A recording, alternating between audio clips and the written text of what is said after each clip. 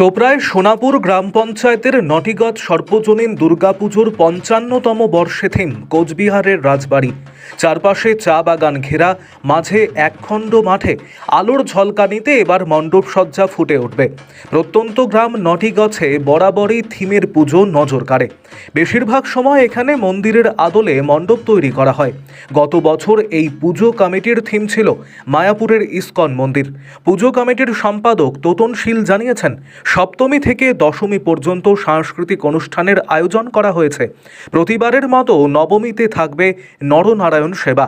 2022 সালে কলকাতা হাইকোর্টের আদলে মণ্ডপ তৈরি করে সবার নজর কেড়েছিল এই পুজো কমিটি।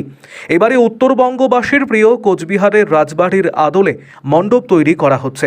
এলাকার শিল্পীরাই এই মণ্ডপ তৈরি করেছেন বলে জানা গিয়েছে। উদ্যোক্তাদের কথায় পুজোর কয়েকদিন পুজো মণ্ডপে এলে দর্শনার্থীরা রাজবাড়ির অনুভূতি নিতে পারবেন। পুজো কমিটির সম্পাদকের কথায়, রাজবংশী সমাজ তথা উত্তরবঙ্গবাসীর ঐতিহ্য কোচবিহারের রাজবাড়ি। কোচবিহারের রাজবাড়ির কথা কম বেশি সকলেই জানেন। গ্রামের অনেকের পক্ষেই এখনও চোখে দেখা সম্ভব হয়নি। সে কারণেই প্রত্যন্ত গ্রামীণ এলাকায় এই থিমের ভাবনা। পুজো কমিটির কোষাধ্যক্ষ ফাগুরাম সিংহ জানিয়েছেন, এবারের পুজোর বাজেট 5 লক্ষের ওপরে ধরা হয়েছে। এবার আমাদের দুর্গা পূজা কমিটি নটিগঞ্জের সর্বজনীন ৫৫তম বর্ষে আমাদের এবারের কোচবিহার রাজবাড়ি, এটাকে আমরা তুলে ধরতে চাইছি সকলের সামনে, দর্শকবৃন্দের সামনে। এই পুজো ঘিরে কি কি আয়োজন থাকছে এবার? পুজোর মধ্যে এবার আয়োজন থাকছে প্রতি বছরের ন্যায় এবারও আমাদের সাংস্কৃতিক অনুষ্ঠানগুলো আছে, এবং আমাদের এবার পালাটিয়া গানের একটা আবার নতুন করে আমরা শুরু করতে চাইছি। পাশাপাশি রয়েছে আমাদের এখানকার নরনারায়ণ সেবা, এবং বিভিন্ন জায়গা থেকে যেখানে প্রতিযোগিতার ডান্স প্রতিযোগিতারা করেন ওখানে আমরা প্রাইজের ব্যবস্থা করেছি।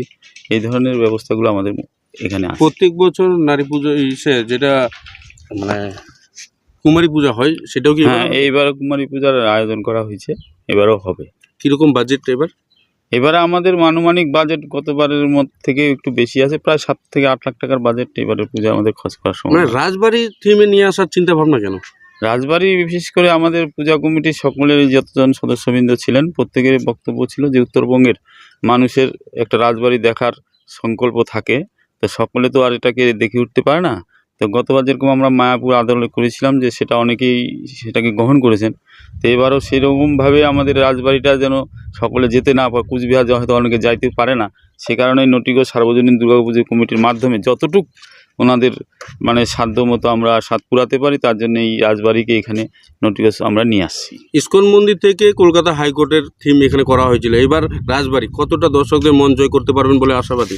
আমরা তো আশা করছি আপনাদের মিডিয়া, সোশ্যাল মিডিয়ার যুগে এবং বিভিন্ন জায়গায় প্রচার অভিযান যেভাবে আছে, এবারও গতবারের মতো যদি ওয়েদার ভালো থাকে তাহলে আমরা মায়াপুর গতবার যে হিসাবে আমাদের ঢল নেমেছিল, চোপড়ার পাশাপাশি আমরা প্রতিযোগিতায় কম থাকবো না।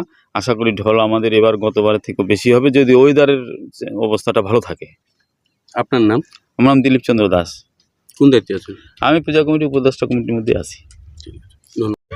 আমাদের পুজো কমিটির এবার কুচবিহার রাজবাড়ি, এটা আমাদের বহুদিনের, আমাদের যেখানকার যারা দর্শক, যা আমাদের শ্রোতারা যারা ছিল, তারা প্রত্যেকের একটা আশা ছিল যে কুচবিহার রাজবাড়িটা করবো, বহুত দিন থেকে ছিল। যাই গতবার আমাদের ছিল আপনার ইস্কন মন্দির, এবার আমরা এটাতে এসেছি।